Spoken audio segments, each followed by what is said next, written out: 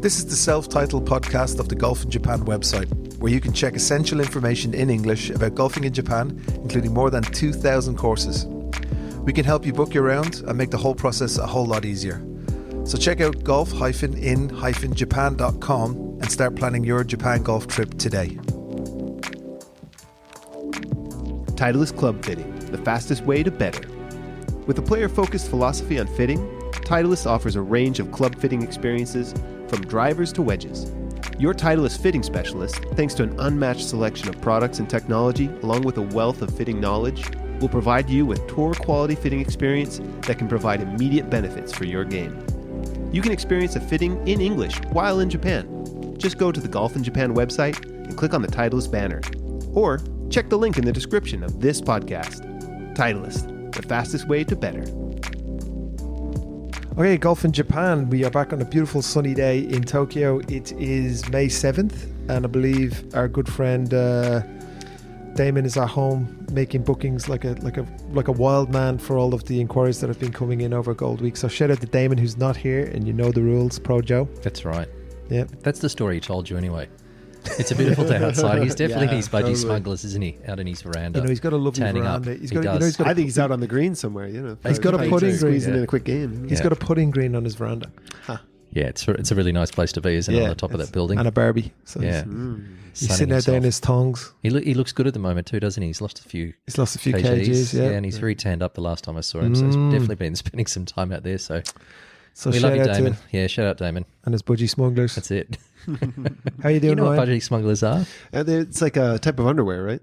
Yeah, it's like we call it like a bathing suit. I don't know if it's Australian. So it looks like you're. Do you know what a budgie is? A budgerigar. I imagine something needs smuggling. Yes, yeah. Like not really. It's a budgie. It's like a canary. It's like a bird. I thought it was like your balls. Yeah, like a budgie. Yeah, budgerigar. So it's like this is how you smuggle your balls, and so it looks like you're smuggling a budgie, but it's actually your tackle. Yeah, it's your package. That's right. Yeah. It's your junk. We don't. Yeah, that's Damon. Budgie smugglers. It did need clarification, but at the same time, it didn't either. Yeah. Smuggling peanuts. That's another one. Okay, we started this off on a very low note. Yeah. So and actually shout out to Brendan, the Teabag president and friend of the podcast, who is, as we speak, in Caledonian Golf Club playing in the Pro-Am. Wow, good on him. We don't know who he's playing with, but for the international series, the Asian Tour International Series, which features a plethora. Is that a good word? Plethora? Yeah, I don't know if that's the right word. But smorgasbord. A sprinkling? Sprinkling of LIV players who've come all the way over from their Singapore game last weekend to join over here. And I'm heading out on Friday. I'm too busy tomorrow, so I can't go out, but I'll head out on Friday to see what the vibe is and see if I can nab someone for a chat or just check it out and see what's going on. Yeah, so have you played the golf course before? I have. I've played Caledonian once. It's right next to Narita Airport, and it's a wonderful golf course. Yeah, it's nice. I think it's very one of the reasons it's chosen as well, as it's got a good, location's good, but a good practice facility, which they need in big events like that. Good practice fairway, good chipping and short game area. Nice fast finish. greens. It would look good on telly. It's over by the airport as well, right? Yeah, right there. Yeah, so location's terrific. It has I think it's not the 18th. It could be the 18th or the 9th hole that it's a drivable par 4 with a dogleg left. You have to take it right over the trees. I can remember. It's the same thing. I've only ever played it once. It was a long time, maybe 10 years ago. But I know the 18th. That would be the 9th. The 18th's a par 5. Okay. Which has got one of those disappearing bunkers. The front bunker on the putting green sort of disappears into the water, which is quite not common over here, but you see a little bit. Yeah. What does that mean? So it means that the bunker just descends like a beach into some sort of water? It looks exactly like a beach. Yeah, kind of the green sits up high and you can knock it on in two, but you've got to hit it over the water, and then the green sits up and the bunker is in front and it just rolls into the water. That looks quite nice. Our Gatemba course has got that. It looks nice. I like that. Yeah, it does. Yeah, it looks very tropical for some reason. I was actually playing, shout out to Arnold, who I was playing with on Thursday last week, and it was lashing rain. Chiba Birdie Club, and they have that on 18th and 9th greens are next to each other, and they both have that. So it just has this beautiful, I was taking pictures of it, look really nice. Yeah, it does. It wasn't very tropical on the day. Well, or it was in the tropical rainstorm, What a shocking day that was. Oh, mate. right? Yeah. You kind of got lucky, though, because really- it just got worse and worse as the day went. It's really unusual, even ending in thunderstorms at the end of the day. So. We rolled up to the club and it was just overcast and it hadn't rained. And literally we got to the first tee with the caddy and it came down like rain I'd never seen before. Like the fairways were immediately flooded. Yeah. All the car paths were immediately flooded. That kind of heavy rain. And then it eased right off after maybe one hole into a misty kind of, like, it was very playable. But then as you were right, as we were going through, it just started getting worse and worse. So we opted to play through, which they were very kindly allowed us to. Okay. So and then I think the last 2 holes it stopped raining, which was random. But we had gotten some patches of very heavy rain. But good day was held. You finished all the whole game, all 18 holes? Yep, we did. Oh, well, then you go. Can't complain. That's good. Yeah, it wasn't bad. It was playing well. Yeah. Even with my busted GT driver. Yeah, you were using something else as well, right? No, I took it yesterday. The new GT2 driver, we had one in the office yesterday. I nabbed it. I'm going to play on Saturday with it. So What's on Saturday? me playing with the GT2 280 mini driver. Oh, is that it there? No, that's just a shaft. Oh, you've got the mini driver. I haven't seen it yet. Sorry, I just took it back yesterday. I was working That's yesterday. right. So Yeah, I'm keen to see it. looks nice. It looks like a very, very meaty 3-wood. Oh, is that what it looks like? Yeah. But yeah, it should be good. I'm looking forward to it. Yeah. So does it look like low profile enough to hit it off the ground, or do you reckon it's more off the tee? It looks like a bit, because that's what I like about the GT7 wood. Yeah. It has that little V that goes down and it's inviting behind the ball. It is. It doesn't have that. Yeah, right. It doesn't have that. But I do like the head size. It just looks like you could control it a bit more. So I'll have a fair go of it and let you know how it goes. Yeah, good. So I heard where are you going? You're going to Fukuoka, you were saying? Yeah, Saturday and Sunday we've got a big group from SICC, Singapore Island Country Club. Any of the Singaporeans listening, they will know SICC. So we've got, I think that's it. So I think there's 28 of them playing down in Nagoya. So we've had to organise their golf for them, even though they're not playing at Teo Club. So the ex-captain, Ivan Chua, is a friend of ours, mine and Jiro's, and he's organising it. So we're down there. Oh, nice. Looking after him. So that'll be my first trip down. I've been through there plenty of times, but never been to Nagoya. So yeah, Nagoya's nice. Did you see? Oh, well, I'm sure we'll talk about it. But the Crowns. The Crowns. I didn't see it. What but a good golf tournament! Following it. Yeah. It's my favourite golf tournament on the men's tour in Japan. Yeah, for sure. Yeah, it's one of the bigger ones. I would say it's probably 3rd or 4th off the rank in terms of size and prestige. Actually, I've got some of the stuff here, which I'll talk about later. It's had some great winners. Until about 2000, it was very international field. It's very local now, but they've had some great winners over the years. Yeah, they have. I mean, there was quite a few foreign guys in. Yeah, there's Hendry and Brad Kennedy always plays in it. And Kennedy was doing well, but then the wheels popped off and he dropped a few shots. Judith Paganson, who's a great Filipino player, was playing well, but very local. Loved the first leaderboard. Straight down the hill to the left. Straight downhill to the left. Yeah. Some guys were taking driver and were it's interesting ending to up watch. it's very strategic. What they hit, and then the bombers can sort of hit it over the corner on the green or near the green. I was like, Ryo Ishikawa was so impressive. They were all hitting 3-woods, and he was kind of landing it where the others were with the driver. So if he really had a driver and a good, he was hitting. Yeah, he could. He was cutting the corner. He's really long. Yeah, he was just in front of the sub green. Yeah, he won that tournament. It's probably got about 10 or 15 years ago. He shot 58 in the last round.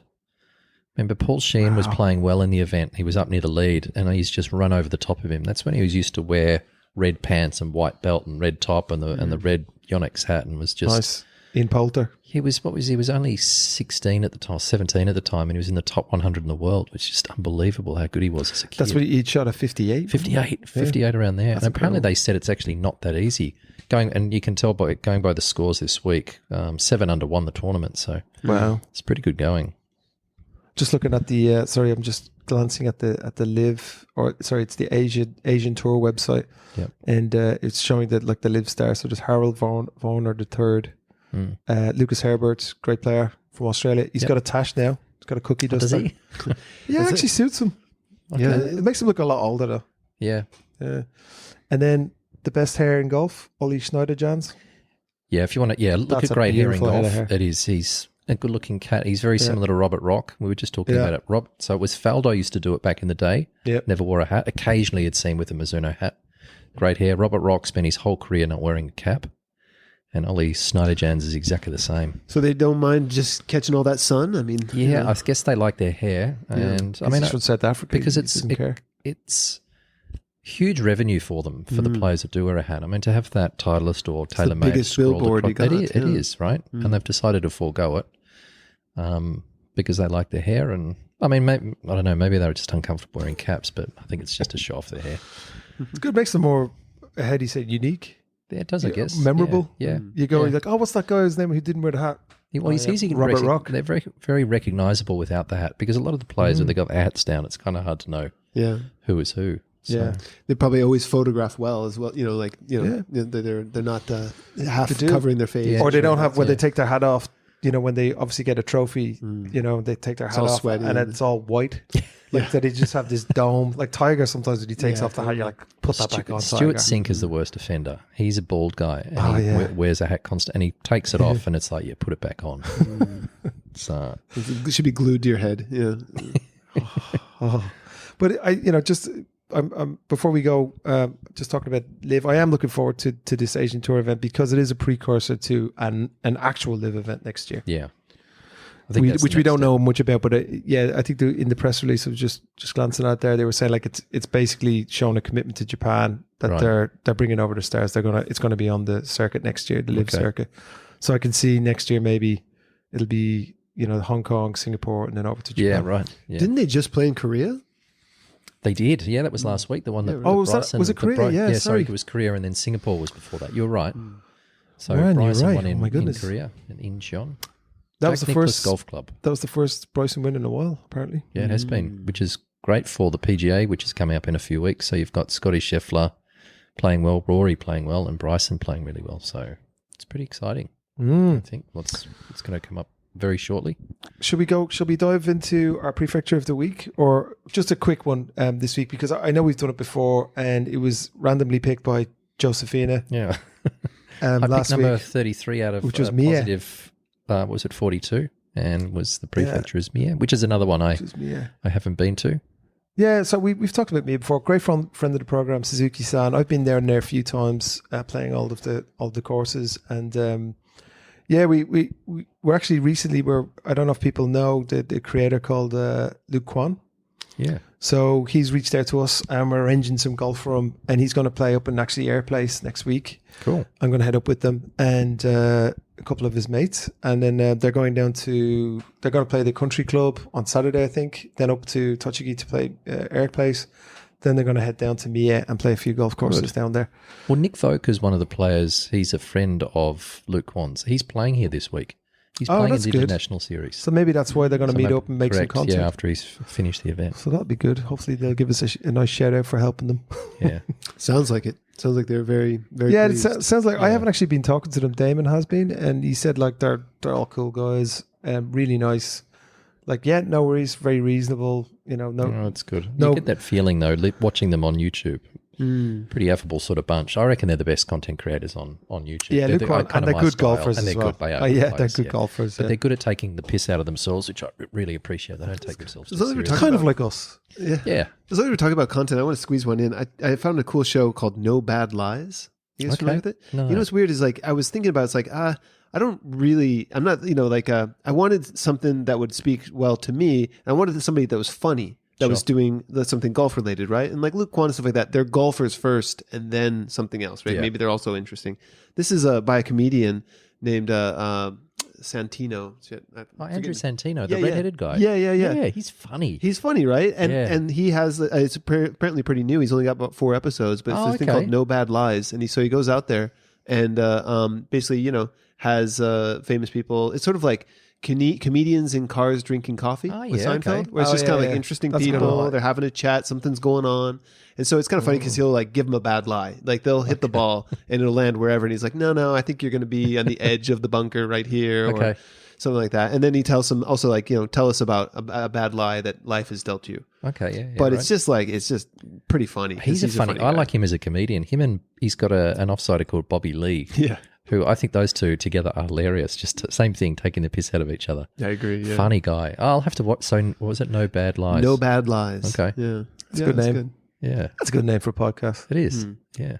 It's also a podcast, by the way, too. So you can watch them go through it, but nice format. Just moving up and down the course. Right. Yeah. Okay. Well, we're going to talk a little bit about Mie. So, quick shout out to Suzuki-san. And if you don't know where Mie is, Joe, it's in Kansai. It's just below Nagoya. Well, it's to the left. South. Yeah. So Nagoya's Southwest. here, and then there's a kind of a jutting down bit by the seaside. That's right. Yeah. Yeah. So it's straight down from Osaka. Yeah. Next to Nagoya. Yeah. So Nagoya's here. There it is. And that's where you'd fly in through. You'd go through Nagoya's the closest airport, Osaka, and then you'd go in. And it just has this. It's quite a long prefecture. And then in the north, you have the mountains, and in the south, it's jutting out into the Pacific, so it has this tropical kind of vibe. Obviously, Ryan, you'd know about the spirituality home of Japan. They got Issei Jingu down there, which is where they have Amaterasu enshrined, apparently, which was like a kind of a goddess. Yep, the one that created Japan. Yeah, the one that created Japan, and apparently the is a distant ancestor, I think, of the emperor's family. Right. Yeah. So well, yeah. They that's their claim to divine rule, is that they're descendants of Amaterasu. Yeah.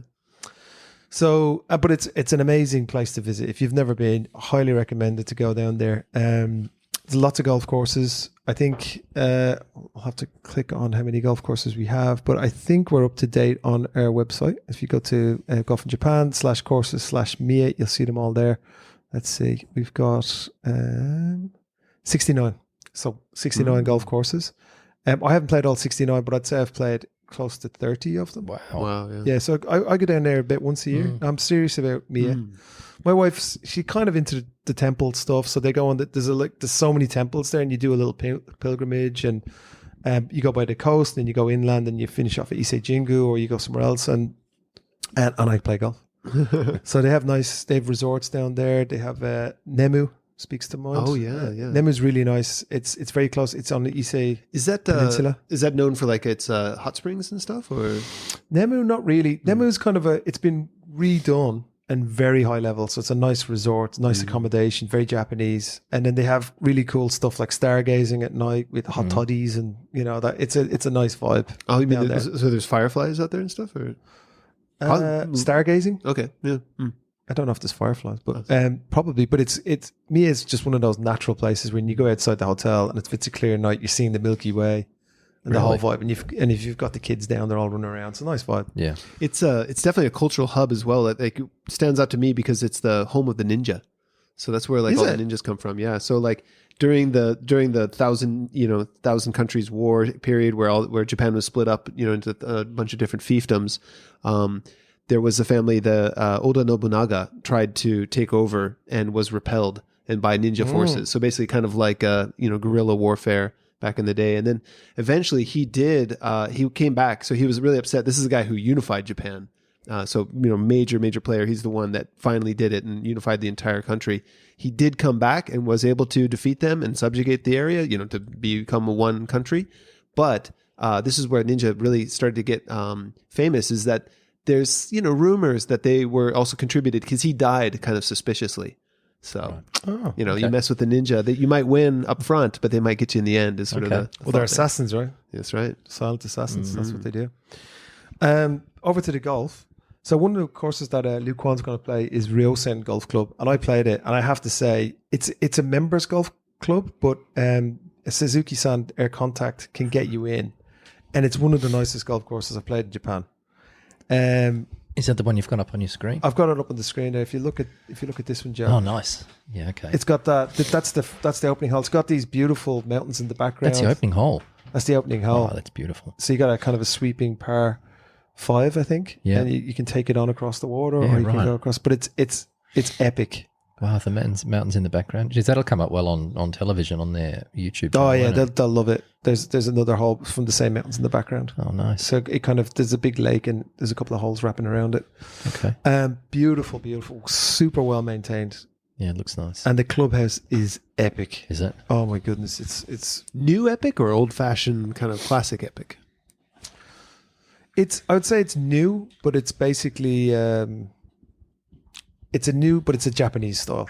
So everything's dark wood, very high ceilings, super Japanese. It's very nice, and you can feel it when you're there. There's guys with money, basically everywhere. Yeah. So it was nice. Like private drivers waiting outside, that kind of thing. Yeah. But if you can get in, I mean, it was like, I don't know, the guts of $300, but worth every penny. Sure. Every cent. Yeah. Actually, look at this picture real quick. This is that's on your website. That's on your website, isn't it? yeah, this is, so if you go to the top page, this is me, but this is actually showing you, this is Nemu.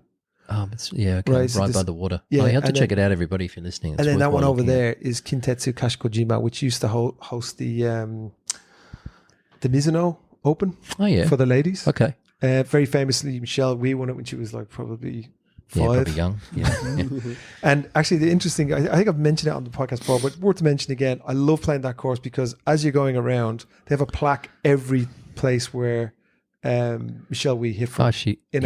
Really? In the final round. Oh, cool. So like, she hits it quite long, right? Yeah, so she does. I'm now, say I hit a 250 off the tee, and my best drives were only getting up to her drives. Were they really? Yeah. Yeah, and I'm sure I was playing from a forward tee that she wasn't playing from.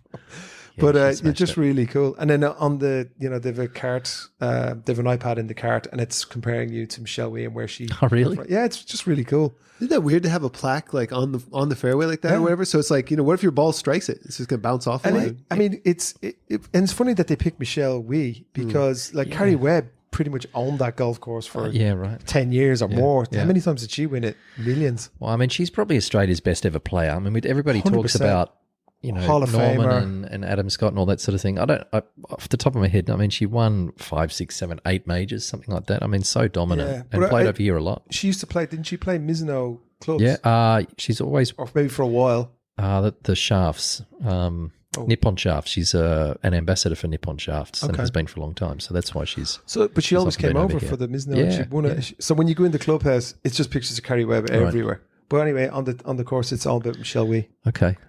Which is interesting. And then, just talking about, so we're going there north, we've played Ryo-san. Then you'll come into Tsu, which is right in the middle. And a good shout out to Tsu Country Club, our friends of the program, Kojima-san and his wife. And they're very famous for taking care of foreigners. So they have a beautiful, they have a lovely villa right on the 18th green. And they have like kind of a dormy, not dorms, but like smaller rooms in the back. But every night they'll cook for their guests. Like, so the guests come out and they'll just cook whatever kind of produce has been in the area, like, mountain vegetables and all this kind of stuff. You'll have one of your best feeds in your life there. All the different sake, they're matching it and everything. Very reasonably priced. Okay. Lovely course. Club. Yeah, lovely golf course. There you go. Yeah, they have, I really like white bunkers with kind of sleepers in the wall. Quite tricky to get like out. But beat tie type style. Yeah, and I've definitely written about that on the website, so you can check that out as well. Where else are the boys are going to? Let me try and check which. They're going to Mie Country Club, which is a Seiichi Inoue design. Oh, okay. So you got the godfather of Japanese golf as well. So a bit of everything down there. And of course, it's very famous for seafood. So you can go to the Ama Hut, which I talked about before, which is those crazy lady divers who just go with a bucket and they go down and they pull out all the oysters and all the different like uni seafood. Really? Yep. Just with a breath, just to hold it down, and they just wear a pair of goggles. Back in the day, they used to go topless, but now they kind of wear a white bed sheet. They go down. Jeez. Are they going down far? They go down actually up to about 30 meters. Do they really? Yeah. And they don't go out when it's rough. But I remember talking to one of the ama divers, that's what they're called. And they have ama huts where they would traditionally, after they've had a dive, they'd come in and they would get warm in a hut and they'd have a fire. But now they're allowing tourists to go in and they're cooking the food for them. Right. So it's kind of rough. Like you go in, it's corrugated iron roof and, no windows kind of thing. And then they have a big fire blazing and there's an old woman cooking, whatever they've pulled out in the day, oysters, whatever, awabi, that kind of thing. But anyway, that's well worth going. But one of the women was telling me one time that that's how they got a good man. Like if you could dive and you could get like really good selection of food every day, you'd get a better husband. Really? Yeah. And she said there was nothing else we wanted to be. Like it was like that was our profession. Yeah, right. That's all, and all the young girls really wanted to do that. So that's very unique. You find a nice girl. She's great at diving stuff. Free diving. You tie the knot, and then she stops doing it. That's basically what you hear on that. That's right. Oh, be careful, danger. So yeah, Mie, it's a land of very, very high culture. It's not as heavily visited as the other prefectures like Osaka, Kyoto, and that kind of thing, but it's easy to get to. So highly recommended. Pop down there, play golf, eat nice food, go and visit the shrine stuff. Fantastic. So that was Mie. Anything else? Definitely do that in a couple of days, couldn't you? Take the Shinkansen down from Tokyo. How long do you reckon it is to Nagoya? To Nagoya, just over an hour? So it's about 4 hours from Tokyo to Osaka, right? So it's going to be like 2.5 or something like that to get to Nagoya. So it's about 2.5 to get to Shinkansen, and then you transfer to a very scenic train that goes to the left then and peels down that peninsula. And to get to Tsu, say, it takes another hour and a half. So it's not too bad. Very scenic. It's lovely. Yeah. So it's easy to get to. Or you fly into Nagoya and you rent a car. You fly around. Oh, that's another choice, isn't it? Yeah. Because if you have a car with clubs and everything, it's quite nice because then you really have a more of an option. And mind you, all the golf courses in Japan will pick you up from the local station. So, do you do courier down there with the golf clubs? You're couriering? Yeah, I'd always send them down there. Yeah, I'd always send them. Yeah. So we our Titleist sets. Yeah. Anywhere in Japan. See, that's always another option. Not Hokkaido or Okinawa. No, they're a little bit too anywhere contiguous. Too expensive. Yeah, because we're losing 2 days on either side. Yeah, right. Yeah, so we can't get them out again quicker. But if it's on, the mainland ish, Kansai included, we can get them back within a day. So we've never really talked about the courier service here, have we? Or have we? I mean, Kuroneko? Yeah, the Black Cat. Yamato. Kuroneko? Yamato? Yeah, so there's a service here called Yamato. Well, it's called Golf Q-Bin. Yeah. Q-Bin meaning like delivery. Delivery, yeah. And you can send your clubs anywhere. It's kind of, I think there's Shipsticks in the States now. It just came out a year or two ago. But this has been going since I've been in Japan for 20 years. Yeah. And it's basically, the dude will, you book it in online at the Yamato website. Guy comes to your house, give him the clubs 2 days before. You arrive at the clubhouse. They're in the back next to the caddy master waiting for you. Yeah. All ready to go, and then you can buy it return, or you can decide to take them back, whatever you want to do. And then again, when you're finished your round, there's usually a little lady. Yeah. It's usually a little lady. There's always a staff. Yeah, a little lady standing and there. she'll fill out the form for you to post it back to your house, and then you go home, and then a day after that it arrives at your door. True. I often suggest to people if they're coming in, there's a counter at Narita and Haneda Airport where they can just go directly to that counter, and they will ship your golf clubs off to wherever they need to be. Obviously, you can't be playing the next day. Give it a couple of days, but. Have you ever received anything at the golf at the airport? Because we get that a lot where people come in, they get like a custom fitting for clubs, and then they have it shipped to the airport. Yeah, I've done that. Yeah. Where do you pick it up at the airport though? I don't understand that part. There's a counter. Yamato has a counter right there. Yeah. And so does the other company with the blue stripes. Sagawa. Yeah. Sagawa. So there's two counters. One is Sagawa and one is Yamato. They're the two big transport companies in Japan. So you can send it to yourself there and then pick it up just by showing them ID or something like that? Yeah. Well, that's convenient. But it just makes it so much easier especially if you're going on trains. Having golf clubs around is certainly not ideal. No, man. I mean, it's definitely doable. I mean, I've encouraged some people to try it, but if you're on local trains, and Shinkansen is okay, but more local or these days too. Trains. I was in Osaka last week, right? And it's filled with people and travelers, and it's unlike I'd never seen Osaka like that. Osaka's always it's a proper city. It's bustling of its own accord, but this was wild. And I know you were there too, Kieran, and it's just but the public transport was just swamped with foreigners, which in Osaka, because it wasn't already overloaded, it's kind of working. It seems like it's okay. Yeah. But here in Tokyo, I mean, you've probably experienced it too, but it's just when somebody gets on with a suitcase, it's just everyone is just do you think I mean, it's unavoidable. You don't blame them, but you're not bringing your golf clubs, that's for sure. Yeah. Do you think people have got more luggage these days? I watch people get on trains, and I can't believe they've got these two huge suitcases. They're buying stuff. They must be buying stuff. Because you can't be turning up here with two suitcases. Yeah, I mean they're buying food from Japan. They're buying clothes, drinks for sure. Yeah, jewelry. Yeah, I mean tax free. One thing I've noticed, when I was down in Osaka, we popped into Onitsuka Tiger. I don't know if you know that brand, right? I have to say, most people were buying one pair of shoes, but I was looking at Americans. They're buying 3-4 pairs of shoes. So they must be bringing them back to sell, or maybe just for themselves. And New Balance as well. Yeah, New Balance. People are going crazy because it must be much cheaper here than in the States because of the yen and everything. So they're buying 6 pairs of sneakers. You need sneakers. I'm sure there's Japanese domestic models in amongst that too that are kind of hot items. There's a shop in Ginza, I think.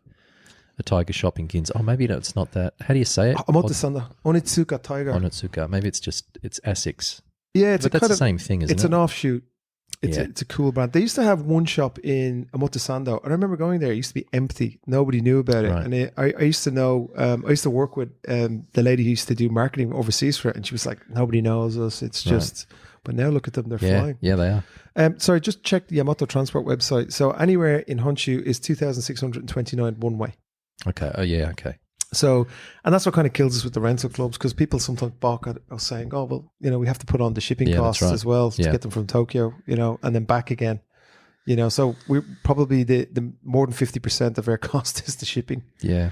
It is what it is, but it's a great service. But Japanese golf courses, and we're a good example, don't have great rental programs because everybody has their own clubs here. And because they're not dealing with a lot of people. I mean, if Japanese people have always got their own clubs. Always.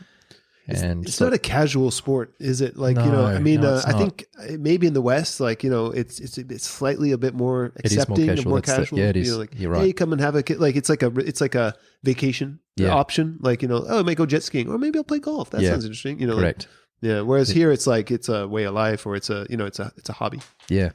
Yeah, so usually you'd only have rental clubs at the golf course for people who are absolute beginners. So you don't really care about what clubs you're giving them. They don't know how to hit the club. Correct. Yeah. So you would go there and you would get some really crappy old stuff.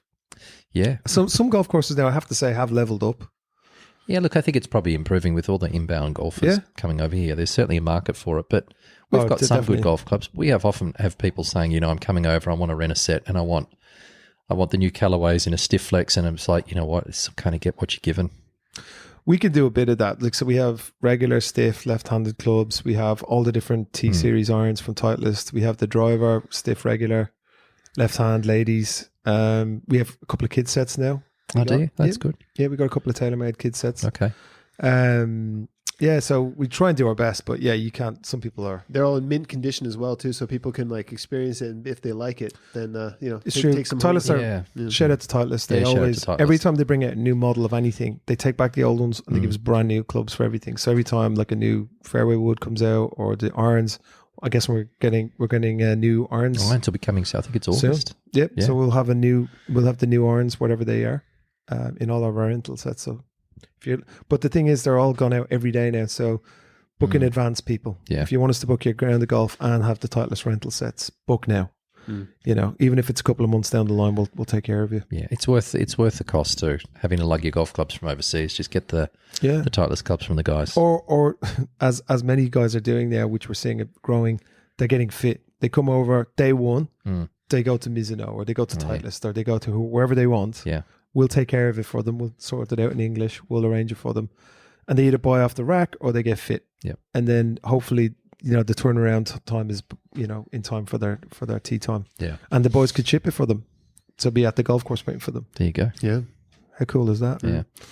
Cool. All right, let's talk a little bit about the professional golf world, Joe. Oh, let me just bring it up on the iPad. There's a fair bit of nice specs today. Fair bit, different color. They sort of match my pants, don't you think? No, yeah. We'll just go. Well, that's it. Didn't go with. I think the red frames clash too much with the pink shirt. So he's wearing his body preserver as always. Golf in Japan hat, pink golf shirt, Titleist, no doubt. Banner, FootJoy. It's a Banner Hills in. I think it's Banner Hills. Yeah, Banner Hills. He's got beige specs on and beige trousers.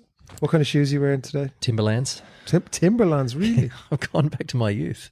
Wow. I've got a pair of boat shoes. I bought a pair of boat shoes just a couple of months ago. Did you see the title of the description of the last podcast? It was like, Joe relives his bogan youth of blonde mullets. Something like that. So my dad thought that was a funny part of the podcast. So thanks, Dad, for listening again. And he's still wondering why aren't you putting it on YouTube? But he understands. We're waiting for Ari Chan, who's coming to work for us next week. It's going to be her job, so we're gonna expect to level up people of all of our social and stuff like that. Yeah, no pressure, Ari. All right, should we start? We'll start with the ladies tour here. It's the Panasonic ladies played at Hamano Country Club in Chiba. Was won by Nana Sugunuma. She won over Momoko Osata and Sakurai Kawai, who's Sakura is a really good player. So that was a good win. She's a 24-year-old. She's been on tour since she was 18, this young lady, and she's a 3-time winner on tour. It's really interesting if you go through her stats. 2008, she was trending. She was 84th on the money list, and then 22, 23, she was 9th and 7th on the money list, thinking trending for a big year in 2024, and she dropped away tremendously, finished 84th on the Order of Merit last year. And she's missed two cuts this year, and this is her third event, and she's won, which is great. So she's back on track. The Crowns, we're just talking about the Crowns event won by Asagi, Yosuke Asagi. He's an interesting story. In 2010, did you see him shaking? I watched it on television. Oh, did you? I've just been. I was following goodness. it, so you have to tell me. So when I came over in 2010 and caddied at the Mainavi tournament at ABC Country Club near Kobe, the player I was caddying for was Yuma Ono, and he was one of Yuma's friends. He was in the tournament. I think he might have been a college student, and I watched him. Actually, I think they played 2 practice rounds together, and he's this skinny little kid, and I thought, this kid's never going to kick on. Short, very fine, like quite thin, strange-looking golf swing. Anyway, I've followed him since then, and he keeps his card every year to a point where now he's won the Crowns, which is a massive tournament. Yeah.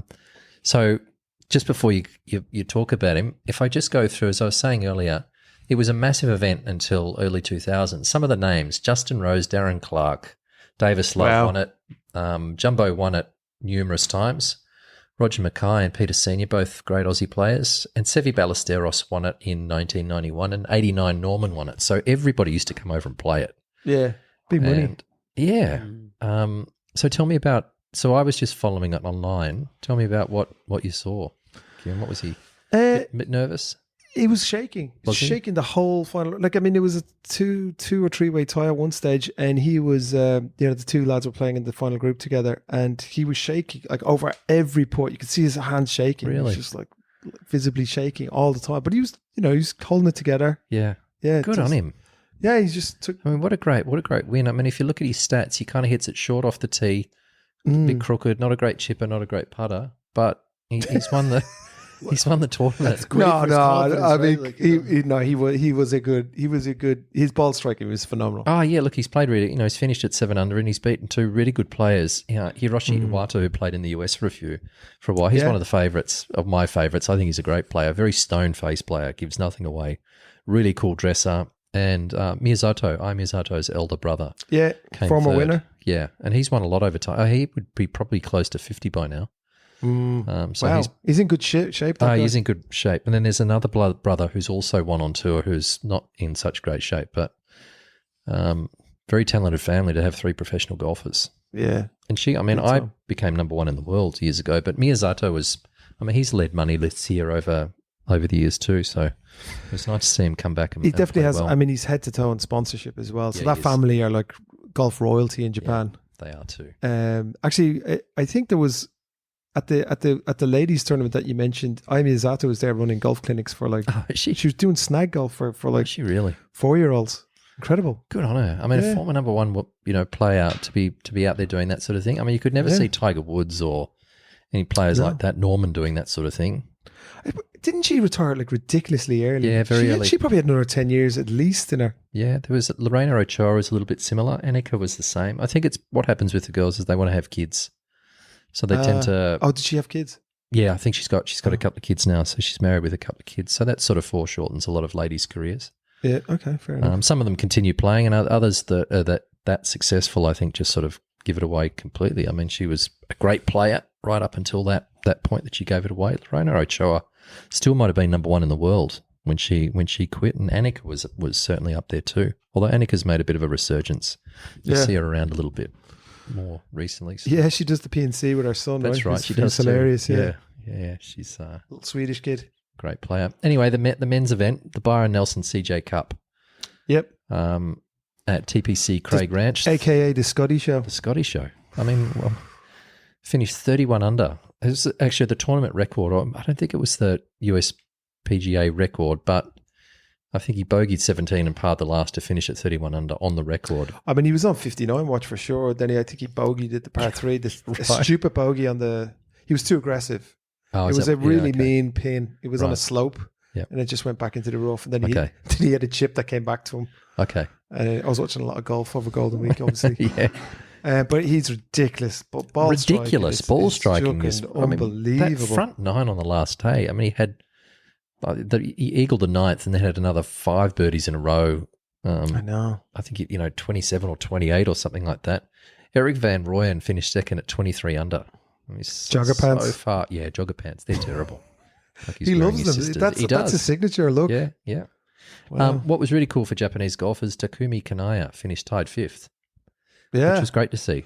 Man, what a good long game he has. Did you see what he was doing? So he's not super long off the tee. He's like 280. No, yeah. But then he hits his 3-wood 280. Was he? Yeah, so he was on or next to the green in the final round. I could be wrong. He definitely got an eagle. He got one eagle. He was on or around. And all the par 5s are like over 600 yards. They're like monster big. Right. So he's like, I don't know. I was like, this doesn't make any sense. He's like way back, crushes the 3-wood, it runs up onto the green. Really? Amazing. Yeah. So Good on him. I think that might be the first cut he's made this year, so that'll be really good for his confidence. He played well. Hoshino also made the cut, and Hisatsune and Onishi both missed the cut, unfortunately. LIV Golf in Korea. Did you watch any of it? I seen just on social media a clip of DeChambeau throwing a ball and someone dropping it. That was it. Yeah, DeChambeau won over Thurston Howell III, over Charles Howell. I heard it was good though. Yeah. Well, look, it was good. He finished at 19 under. It's the same thing. It's 3 rounds, so 19 under is pretty good golf. I think 7 under, 6 under, 6 under. Nice. Charles Howell III had 9 under in the last round to miss out by 2. There was Kazuma, who's the only Japanese player playing in LIV, did really well. He finished tied 7th at 8 under, so that was good for him to have a good finish, because I don't think he's been playing all that well since LIV has started. I think other than that, that's pretty much. How do the teams work on that? I was a little bit curious. So it's like if DeChambeau win, like he won it, they said, but then that means the Crushers won it, or is like does it mean he just carries the team, or how does that kind of factor together? Yeah, so it is. So they did win. So the Crushers ended up winning it. He's with Paul Casey, Charles Howell. Well, Charles Howell came second. So that's what that says is like it's not that DeChambeau won it; it's that his team won it. So like, is it possible for a player to win and their team not to win? Or? Yes. So there's an individual competition simultaneously happening. Oh, okay. And then he also won in the teams. Right. So I think it's 4 million for the win, and then the team split 4 million. So that's probably a cool 5 for that. For 3 days' work is groovy. Is pretty good, and it's going to bode really well for the PGA coming up with Rory, Scottie, and Bryson playing really good golf. So. Yeah, I see Rory's playing this week at the Truist Championship. Okay. Defending champion, in fact. And then Scottie's not playing. So, and then I think Scottie then plays Myrtle Beach Classic, which Rory doesn't play. So then they won't meet each other until the PGA Championship, the 2 on form guys. Yeah. So they both, it'd be nice to see. Yeah, I can't wait. Quail Hollow plays Rory. Yeah. Rory McIlroy won his first really major. Well. Yeah. It's going to be nice. It will be. Yeah, hopefully that this opens up the floodgates for Rory. I really does. I think it will. He could go on a real run now. Look at that money, man. Back. The Truist, just looking at the PGA Tour website, Was it 20? Truist, 3.6 million. Yeah. The purse as a total is 20 million. 20, yeah. And the winner gets 3.6. Now, if we compare that to the Crowns, which is one of, as you said, it's one of the top 3 tournaments in Japan. Yeah. Winner got 22 million. There you go. Which is what in dollars? 150 or something US. 150,000, isn't it? $150,000? Yeah. That's probably what the last place is getting on the Truist. Yeah. Yeah, the money's phenomenal, isn't it, over there? Yeah.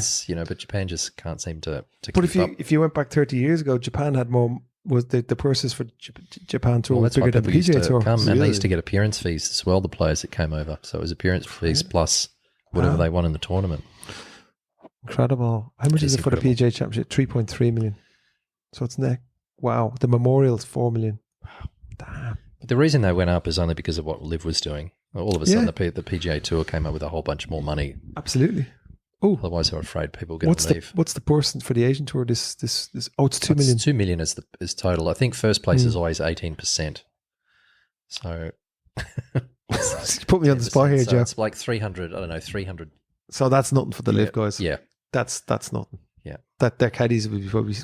Yeah, the only reason why they would enter something like that is to go get world ranking points if they're struggling. So that's the reason why the LIV and the Asian Tour are sort of doing co-sanction events. I reckon some of them, Lucas Herbert for one, probably has fond memories of Japan, wants to come over here. Yeah, he won a couple of years ago. Yeah, and LIV is, even though the purse is small, the LIV guys have been obviously encouraged to come. Yeah. So it's good to see them. Yeah, it's good for Japan. It's great for golf here, absolutely. Money. Wow.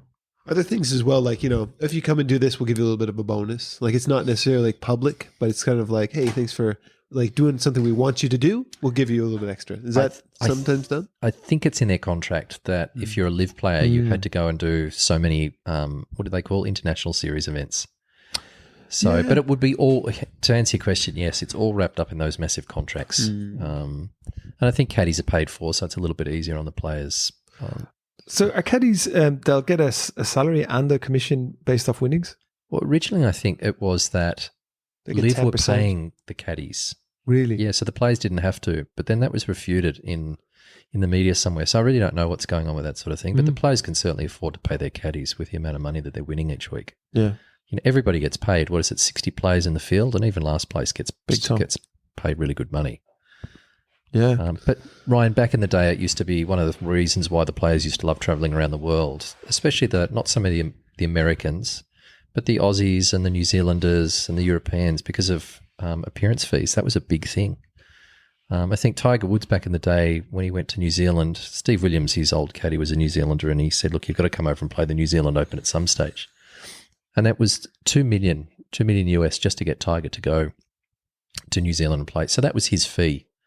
And that was, that's got to be almost 20 years ago, I reckon he was down there playing. Yeah, he was playing the Australian Open as well, wasn't he? Yeah, he used to come down a regular down feature down there. So the appearance fees are way above what they would win in the tournament. So it's massive money. Yeah. Not so much these days, and I don't think Japan can afford to bring over the players like they used to. They go down and play in Miyazaki. I don't know. They must be a wealthy company that the Phoenix. Yeah, they must be paying them appearance fees for those guys to come over. Dunlop sponsor, like Srixon, XXIO, they sponsor a lot of players, so they could probably say in their contracts, you got to come over and play our golf tournaments. So you got Hideki, he's a Srixon guy. Shane Lowry. Shane Lowry. Yeah, Brooks Koepka's used their equipment a little bit. He's been over a few times. What's your man's name? The captain of the Ryder Cup team for the US, Bradley. He's a Srixon. He's definitely the Srixon ball. Yeah, he is too. Yeah. So there's a few there. Yeah. But that would cost them a pretty penny, I think, every year to get the Americans to come over and play. Well, judging by the showroom that we went to visit the other day, the Dunlop showroom, they can afford it. Well, really? Yeah, because they're part of super nice. Their parent company is like, one of the top 3 corporations in all of Japan, right? So isn't that Sumitomo? Which is like Sumitomo Rubber. Is that Sumitomo Rubber? Right. But that's also Sumitomo Buildings, Sumitomo Bank, Sumitomo everything. Sumitomo Japan. Yeah. So they just make their own money. Yeah, essentially. Yeah. And they own everything. But so they can. So where is this place? It's over across from the Hyatt in Shinjuku. Yeah. It's downstairs, this kind of new massive building that they've built. The Sumitomo building. Yeah. The Sumitomo building, would you believe? Which was amazing. You go down the escalator and you go straight into a massive hall. Huge. That they're not using for anything. You could put like a spaceship in there. You could have a game You could have a game of footy. No problem. Yeah. And then and then off to the side there's an entrance for the office, and then it goes on shops this way, and you go in, and then they're all brand new, and they have a beautiful shop there. We were saying that they had all the nice Srixon clubs, XXIO, Dunlop, and Cleveland, which is another one of their brands. Oh, it is too. Yeah, I know exactly what you're talking about too, which is a kind of a nicer area of Shinjuku. It is, next to the station, it's madness, but you go over where the hotels are, and it's quiet and big open streets, there's parks and leafy streets. That Dunlop Clubhouse, I think they have one of the best. Is that what's called, the Clubhouse? Yeah, there's a few of them actually, but we're promoting them on Golf in Japan and helping with the English reservations. But what I like about them though too is they have really nice hitting bays. So like, yeah, they do. What do you call that in English, by the way? Because in Japan everyone just says hitting bay, and so that's what I'm used to saying. Yeah, but we say simulator or hitting bay. Okay. Yeah, practice bay works. Okay, but yeah, they have like 3 or 4 hitting bays, and like they're huge. Are they? Yeah, and really like they're spacious. Really nice, and yeah. So I think some are for. They have lessons. some are for lessons. They definitely have an academy of some sort there. Yeah. So when you go in, sometimes you might not be able to get fit. You can only have a bash, but they'll come out and they've got so many clubs there. You can try everything, all the different shafts, whatever they have. So it's pretty much even the demo is pretty good there. It's worthwhile. Nice visit. And Great clubs. You will book people in there to go and have a fitting. Yeah, right? I mean, that's part of your service. Well, you know, if somebody can figure out, they can wander in themselves and try it. But if they're a bit worried about the Japanese, so what we'll do is we'll ring ahead. Yep. We'll make sure that there's someone there to know that there's someone coming in. For just even that is a big, you know. Yeah, that's right. And then what do they want? You know, so it's like they want to try Srixon new irons. Or they want to try the XXIO driver or something like that. Yeah, and whatever information they can give us, we'll relay that to them. Okay. Yeah. So there's we don't charge anything for that, so they can use us. What a terrific service. Lean on us because they're popular clubs. What you're talking about, the Srixons, exactly. the irons, and the XXIO. Everything. They're really good. I mean, they're really most good. selling club in Japan, isn't it? It is cheaper. It is cheaper to get them here, right? Yeah. We did a check last time. It's cheaper to buy them here. Oh yeah, much definitely with tax free as well, which the shop offers. Yeah. Plus, a lot of places do it in Japan. They'll sell it cheaper in Japan for the domestic because of the weak yen. You know, so like if you compare the cost, internationally, and it might be $100 to the $100 equivalent or whatever in Japan, but it's going to feel a lot cheaper in the long run. If that makes sense. Yeah, and it's all it's quality stuff, mate. Japanese forged clubs, the Srixon. I can't remember the model names. You'll have to forgive me, but I remember it's a ZX of the irons. There's I think it's a 5, 6, and 7, which are slightly some are more difficult to hit than others, but. There's some really good. I mean, as I said, Brooks Koepka, he's had a set in his bag. Adam Scott's had a set in his bag recently. Hideki, of course, but he uses more the blades. Yeah, they have the blade. I had a hit of the blades, were really nice. Are they? Yeah. And then there's the XXIO clubs are kind of more like cavity backs. So I think they're it's game improvement stuff. Stuff, and definitely they have all the fairway woods. If you're an older golfer, and you're looking to get a few more extra yards, I would definitely recommend this Srixon range, especially the fairway woods. Are you talking about XXIO or Srixon? XXIO. Yeah. We had a lady come in and get the XXIO clubs as well. She said that her coach would recommend it to her. Oh, look, they're so easy to hit. Yeah. And actually, I remember meeting with a guy from Golf 5, which is a big, high-end golf shop here, and he said that when Srixon brought out their latest driver, it was their top-selling club for 5 or 6 months. Right. Like non-stop. Yeah. And he said it was just the older guys buying the new driver, the new XXIO driver. I think XXIO, it's such a funny name. It's like XXIO. Yeah. It's like, how do you read that? But and I've heard foreign people say like, oh, I want the XXIO. Yeah. Which is like quite a mouthful. But yeah, the Japanese way of saying it is XXIO. Yeah. Yeah. Every time somebody turns up for a lesson with a set of those clubs, it's like, just because they're always going to get decent results. It's easy to get up. Oh, that's good. They're just easy. You see a lot, and they're often with graphite. And, if you're doing the XXIO thing, it's often with graphite, which is easier for people. It's the opposite when people turn up for lessons with equipment is too difficult for them. If a beginner says, "Oh, I need a lesson. I've only played 3 times," you're like, "All right, come over and we'll have a look at you." Right? And I've got these tailor-made blades. No. Straight away they pull out the Miura blades and the 60-degree wedge. And I'm never for one, and there's some golf professionals that will do this. So I'll say, geez, that equipment's too difficult for you. I'm not that guy. I don't want to burst anybody's bubble. Them bringing out their brand new blades and you sort of shit on them a little bit. But it just makes my job so much more difficult when people are using equipment that is too difficult for them to use, whether it's the difficulty of the head or the stiffness of the shaft or the weight. Right. It's an uphill battle. We're actually going to move office in a few weeks, and we've got a bit of space there, so I'm going to bring in some of my old clubs, my collection of blades that I can hit. So I really, really, really want you to have a couple of these clubs just to have a hit. Oh God, yeah, blades. Look, you're different because blades are okay if you've got a certain amount of speed, but most people don't possess the speed in order to be able to use blades to make them actually, the 5-iron go further than the 6 and the 6 to go further than the 7. But if you're big and stronger, it's okay. You can kind of get away with it. But if you haven't got that speed, God help you. Look, what people chase is when you hit the blade perfectly, there's no better feeling. Just the softness and but the problem is when you hit it perfectly, it goes much further than you've been. Correct. You've been faffing around with them, that's right. And they're not going anywhere. Yeah. But if you hit it properly, you'll get much more. Yeah, you will. You get punished for off-center hits. So I think the T100 and the T150 in the Titleist range is the best of both worlds. T100s are the ones I play. Are they? Yeah, they're great. Yeah. Although, mind you, the other day I was playing, I was like, "Oh, it's raining. I'm gonna tee this up. I'm gonna hit it softly." But I was hitting them pure, and they were going like way further than I thought they would. And I don't know. It's you kind of almost want to play to playing badly. That's just me. Yeah, it's weird, isn't it? Yeah, it is. Anyway, that sounds like a good thing, the holes XCO and it is, yeah. Srixon If you're an older gentleman, maybe if you've got a bit of a bad back, you're a little bit armsy. Yeah. These things are made for you. Yeah, they are. Yeah, they're brilliant. They're brilliant. Yeah. So you get more distance out of them for sure. Yeah, if you've got bad elbows and wrists and things like that, they absorb shock really well. Yeah. Because if off-center hits feel okay and lots of the vibration is sort of eaten up by the graphite shafts. This is a bit of a tangent, so maybe cut me off if it's the wrong course. But so I went and played over the weekend, and I went to the range first, and kind of warmed up, and I was like, the courses that I play, you don't really need a driver; they're not really big enough to do that. So, but I was playing around with the driver, with the fairway woods and stuff like that, and I was like, oh, it's actually kind of making sense. Like it's behaving the way it should. It's going relatively far. This is good. But so but even then, when I went to the course, it was like all of a sudden nothing that worked at the range would work on the course.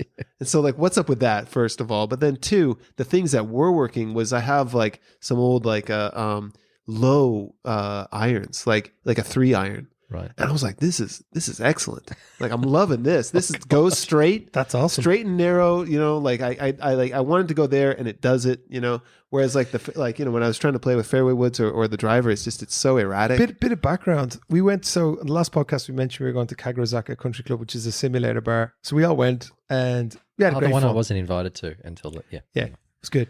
Yeah, thanks. Well, we went and, we were having a few drinks or whatever. We were very impressed. Well, Romano was actually, the sneaky speed was there, and we were very impressed with him. But Ryan, the difference. So I thought you guys were making fun of me. No, he was playing. Okay. No, he wasn't doing the ability. He wasn't doing the full. He you could tell he's gone for the precision though. So he wasn't doing full swings. Right. He wasn't doing big wild things. And I was like, mate, you're taking that. You need to take it back another 20, 30 degrees. Sure. And he was just you get it to there, and then he would but it was a very precision. Okay, good. He's getting really he's moving his hips, he's clearing his hips. Very, very good. I'm happy to hear that. And the thing Fuller too swing, is longer distance. Good old grip too. I'm starting to feel this is what it begins. I'm sure everyone can remember when you first hold a golf club, you have no idea how to hold it, and then you kind of hear things, and it's no more in the fingers or whatever it is. But it doesn't ever feel right. It's starting to feel like I can just grab it, and it's interlocking. In the right place. I was doing that for a while. Joe recommended that, and I've actually stopped doing that, but it did help in the beginning to kind of give it that position. But now I've kind of given. Are you baseballing it? No. So baseball just means all 10 fingers on the club, but you've still got both thumbs on top. That's correct. Yeah. Okay. And the thing that I try to focus on is looking at the knuckles, but then I try to bring the thumb. What is it your left thumb a little bit more on top of it. What do you do, Joe? I'm an overlapper. That interlocking or overlap? No, I'm an overlapper. So I'm for a driver and long irons I interlock, and then for more touchy feely and putting I go like that. Do you really? I just lean the little finger in between those two. So what distance do you cross over? So just the wedges. Okay. Pitching wedge in 120. Wow, that's amazing. I've tried interlock. I can hit it, but it feels so foreign to me. I love it. If I feel like it gives me extra grip. Yeah. Okay. So for the long irons where you're swinging more powerfully. Yep. But it's not for the more field shots. I just put the little finger on top of it. So that's the grip I use as the overlap. Just an overlap. The Varden grip, they call it, which was taught. You can get very, especially with a putter. I love doing that with the putter. You can it's more cozy. A lot of the players are the other way with their putter, the left index fingers on the outside. That's Tiger and Rory. And so they're that way. Most of them are that way. Not most of them. Tiger's an interlocker, but then he's that way.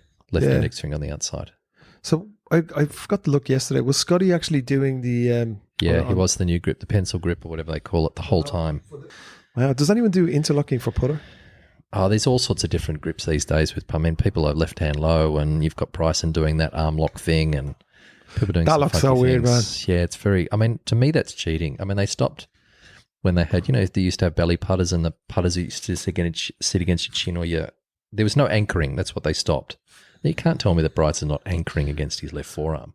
Why? Totally. Why is that bad though? I don't understand why that would even be against the rules, because it's not like you're involving some extra piece of equipment. You're just using your body. Yeah, right? Apparently it's just like a fulcrum point where it's too consistent when you stick the club into yourself and putt. It takes a little bit of the shake out. I think it's in the rules of golf that it should be club must be separate from the body. I feel like that if as long as anyone has the option to do it, then Yeah, and I mean, it's within the rules. Yeah. So it just If you don't like it, you can do it too. Well, for sure, I was looking at Bernard Langer, and although he doesn't have his putter, the butt sticking into his chest, he has it in his grip, and he puts his hand firm against his chest, right in front of his heart. So that's basically anchored. Yeah, but you're not supposed to. But there's been a lot of stuff going around about they reckon Bernard's been cheating for the last however long, but nobody's been calling him out. So you're not allowed, whether it's the club resting on your body or your hand resting on you, it has to be away. So Adam Scott's a good person to look at. When he's putting, he's got his left hand away from his body. But, if your hand's touching your shirt, that's okay, but it can't be against your body. So weird. That is weird. I guess I had to think about how I hold the club when I putt, because I hold it exactly the same way I would anything else. I hold all the clubs the exact same way. So you can hold it any way you want, basically, as long as it's not anchored. What about like if you held it like a pool cue? And you kneel down and you go whack. But you can only hit it with a putter head. No, I think there's rules. I'm not sure what the rules are. But you have to hit it with a putter head. Because I reckon, right, for short puts, because I'm a pretty handy pool player. So I reckon, like for short puts, like just a little bit of break, I'd be down there, I'd be up, and I'd get it every time. You have a great view, right? You see the slopes. So when you're playing pool, are you looking at the target or are you looking at the ball when you strike it? So you look at the ball and you make sure you're all lined up. You're all lined up and you're ready. Then your eyes go up to the thing. You're kind of using your peripherals to give yourself that extra little bit of feel. Yeah. And then it's just looking at the target so you can get the strength correct. Because I've been toying with the idea recently of actually looking at the hole over short putts while I'm putting to take some of the anxiety out of it. So Jordan Spieth does it occasionally. Sergio was there. Sergio had his eyes closed. And they were going in. He won a tournament. Do you remember? Yeah. What was that, Hong Kong or something? I can't remember. He won a tournament with his eyes closed, take all the short puts. Visualizing. Yeah. Just like, I mean, don't try that at home, folks. Really. Anyway, any golf happening? Yeah, I'll be playing golf next week in Maui. Oh, bang! Get out of town. Wow, did you actually? Good golf for in you. Maui. That doesn't even sound nice. How many days? I'm basically selling my wedding ring to help out. He's not wearing one. No. My wife was like, "We don't need these. We should sell these. We can have a little bit more money." Oh, Maui! But nice. But yeah, there's two courses that I'm looking at that are like reasonable and approachable and good view and everything like that too. So nice. I'm a little bit nervous about it too, which is actually why I went and played last week too, just to try to get things together because I don't want to cause problems. You'll be fine. Yeah, I guess we'll see. But I mean, it'd be the first time I've played in another country other than Japan. So it's your own country. Right. So cool. That's brilliant. Yeah. Oh, that's nice. I'll be playing. Playing on Saturday with the new GT up in Murasaki, and then I don't think I'll be playing with Luke Horn, but I'll be accompanying those boys. Just make sure that good for you. That they can make sure you get your head in their content too, because I want to see it. I don't think they will. Just like sidle in behind them when they're talking. That's right. Start singing. Okay, better go on the steak and eggs diet from here on in till they come. Lose a few pounds. Yeah, very good. What about you, Sergio? Are you just SICC members? Yeah, I think I'll play if there's a spot there. I'll jump in and have a hit. Oh, very nice. At Kia Country Club, which is apparently a tournament course down in Nagoya and somewhere else. I can't quite remember. Tell you that Nagoya Golf Club looked so nice.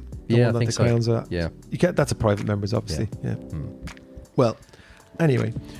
So many golf courses to be playing without having to worry about members courses, to be honest. In Japan, that's the way it is. Yeah. So I think that's it. Shout out to Damon, working hard at home. So we'll see you next week, buddy. You want to get the last dig in? No, we love you, Damon. You know that. Yeah. We look forward to seeing that tan when you come back.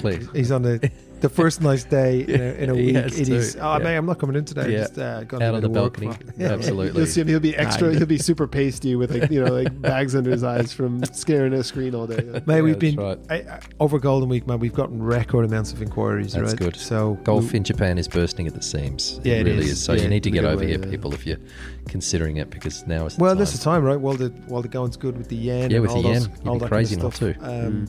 And it's good, right? Because playing golf is perfect because you can get the real Japan without having to go to the three big cities. We'll disperse you all over the place. There you go. Get a great They'll be happy to see it. Yeah, exactly. Send you to the courses that want you. Yep. Yeah. All right, lads, without further ado, I'd like to bid you a happy Golden Week. Enjoy the rest of it. Thank you. And we'll see you next week. Thanks very much. See you next week. Arigato.